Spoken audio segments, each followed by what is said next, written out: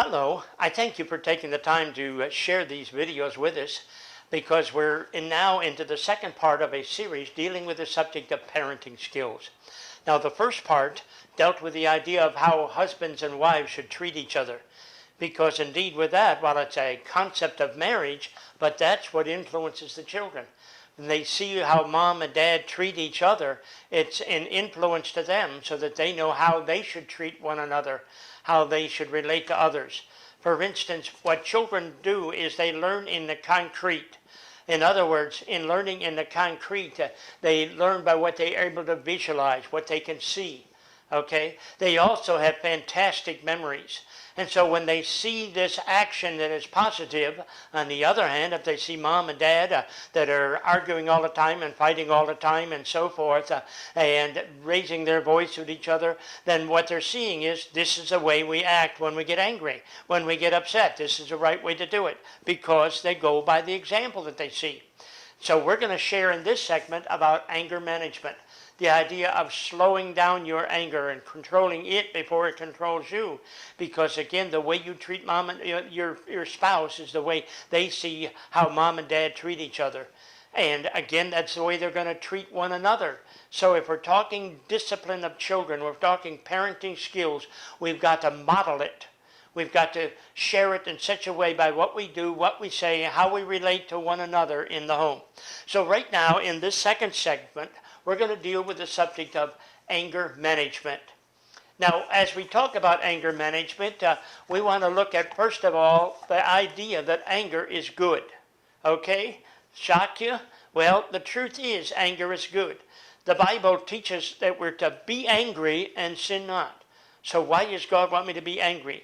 God gave us these emotions. And so with that in mind, then, He wants me to be motivated by anger, not controlled by anger. Okay, it's a God-given emotion, so God thinks it's important for us. He wouldn't have told us that. By the second note, we also notice that while it is a powerful motivator to change things, we also note the difference is I need to control it before it controls me.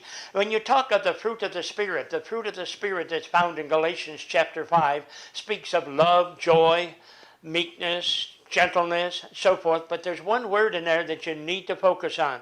It's called temperance, or the modern translation, self-control. Yes, He gave us an anger, but He doesn't want the anger to control us. He wants the anger to motivate us. And in so doing, then, we control the anger and find what we need to do to change the situation, because we don't like a situation. It upsets us, so we want to change the situation. But the difference is I can't let the anger control me. Now, I'm going to go to this board behind me here, and I'm going to share with you a diagram of what happens when the anger takes over, okay? Now, again, we're looking at the human brain here, and I like to divide it into what I call areas of influence. This is by no means technical medical information, but what I'm saying is these are functions that the brain takes on and so forth. Okay, I'm going to put an I in here. I standing for intellect. We have an intellect. An intellect makes me different than the animal world. I have a higher level of thinking. A deer hears a bang and a deer runs. I hear a bang and I want to think, what was that? Do I need to fix it? Do I need to be afraid of it? I can logically reason because I have a higher level of intellect. Now, there's another portion of my brain, and we're going to put an M in here. It has to do with memory skills, okay? The ability to memorize things. Now, what's interesting, this is the learning process. Let me tell you about the learning process. It's called assimilation, okay? Anything that comes to my brain through my five senses, this light comes through my eyes, my senses of sight and so forth. And what you're hearing right now is my voice. And so that is a sense to you. Anything that comes to my brain through my five senses is a sensation. Okay? It's a sensation. Now, I have to put a perception on it. Okay, for instance, when I look at the lights around this room, I see there are lights, but wait a minute, I have to know what they are. And so what I do is I say, okay, they are lights. And I then put that into my memory. These are lights. Now, I learn a little bit more about these lights, and I keep putting my own perception on it, and then I tuck that into my memory. And the learning process keeps going as I learn more and more. Let me give you an example of this. A little baby sees a glowing candle. You know by the look on their face they're excited about it. It is something that's exciting to them, and they think fantastic, although they don't think of it in terminology, but that's exciting. You can tell by the looks on their face. Now, the next time you light the candle, the little baby unfortunately reaches out and touches it. Wow, that hurts. Now, they took that in their memory, okay? Now, let me ask you, what's going to happen the next time you light the candle? They're going to back away. A totally different look on their face, a look of fear. They're going to back away. And again, the hope is that eventually they'll learn that this is good when it's used properly and they can't touch it and all of this. But at the same token, we see that they keep putting those things into their memory. This is going to be important when we see what happens when anger takes over. Now, another portion of our brain, we're going to put MS, motor skills. You see, nothing happens in your body unless the brain sends a signal. The motor skills, the moving of the muscles of the body and so forth. Nothing will happen in your body unless the brain sends a signal. Okay? So with this in mind, when that little baby touched that flame, ouch! The brain is saying it's time to move it back, so forth. It didn't do it automatically. The brain sends a signal and all of this. And this is going to be important when we see what happens with anger. Now, another thing that we got to realize, there's a portion of my brain that has to do with my emotions. Okay? And what we have now discovered is that the emotions part of our brain can be so powerful it can override everything else. It can control everything else in my body. This is why my anger, number one, has to be vented. But we need to vent it in the right way. Let me show you what's going to happen when that anger takes over. Okay? So this happens with all emotions to one degree or another. So we're going to use anger, though. That's the one we're after. A-N-G-E-R. But wait a minute. Anger is a secondary emotion. Something triggers it. And what is that? Hurt. Okay? Anger starts with a hurt. That could be anything from you said something to hurt my feelings, or I hit my thumb with a hammer, and it's like, okay, the anger is there. Now, there's nothing wrong with that. Nothing wrong yet. What the difference is, it's all right to be angry, but what I do with that anger is what makes a difference. And that's the part we've got to watch out for. Well, what happens when the anger takes over? Okay? When the anger takes over, the first part that it takes over is my intellect.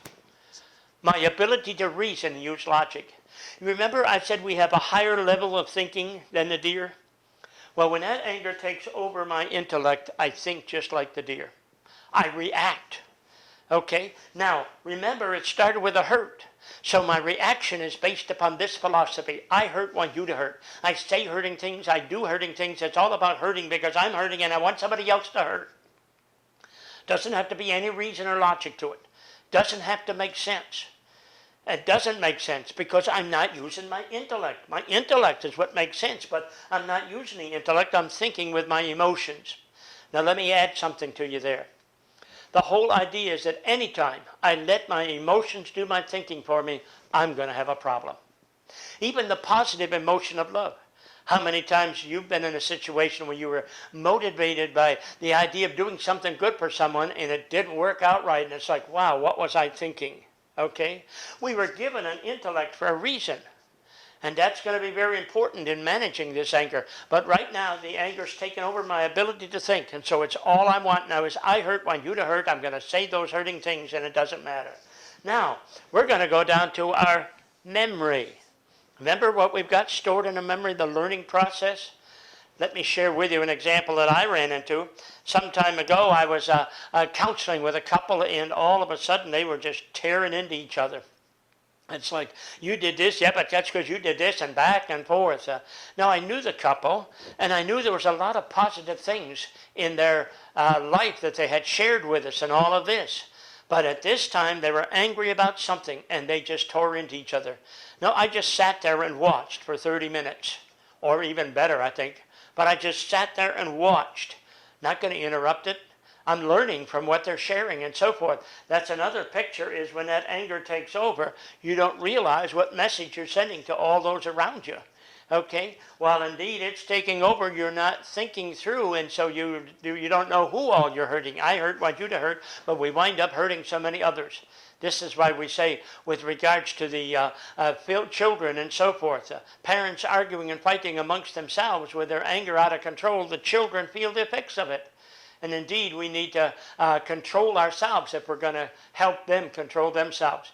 As a matter of fact, in another segment, we're going to talk about how to manage the children's anger. And I'm telling you this right now, the first rule, we've got 13 rules for managing children's anger and helping them manage it.